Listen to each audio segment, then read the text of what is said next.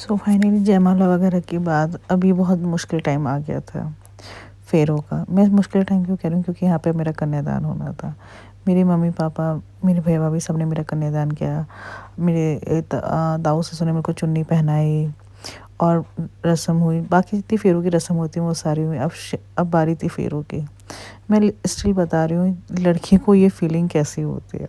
आपको बहुत freezing moment लगता है। मुझे तो कई बार समझ में ही नहीं आ रहा था क्या करना है। जैसे जो कह रहे थे पंडित जी, मैं तो वैसे-वैसे ही कर रही थी। बहुत फ्रीजिंग मोमेंट था। एक हिट मोमेंट होता है कि ओह! अब मेरी शादी हो रही और ये फेरे हो रहे हैं। बहुत अलग फीलिंग होती है, मैं एक्सप्रेस ही नहीं कर सकती, और जब तक किसी लड़की पे होती नहीं, वो एक्सप्लेन ही नहीं कर सकती। और जितना मुश्किल ये टाइम लड़की के लिए होता है, उससे ज़्यादा मुश्किल टाइम होता है उसके घरवालों के लिए। मेरे मम्मी-पापा की आँखों में बहुत आँसू थे, मेरे भैया बहुत रो रहा था। सब मतलब इतने क्राई मोड में थे कि सबको मुझे खुद ही समझ नहीं आ रहा था कि क्या हो रहा है। बाकी आपके वहाँ कैसे फेरे होते हैं, उसमें क्या-क्या रस्में होती हैं, आप मुझे बताना। मेरे वहाँ जितनी रस्में थी, यही सब थी। गाँठ बाँधना, यहाँ पे भाभी मेरी बिछुए बिछुए दबा रही हैं, आज से मैं बिछुए पहन सकती हूँ।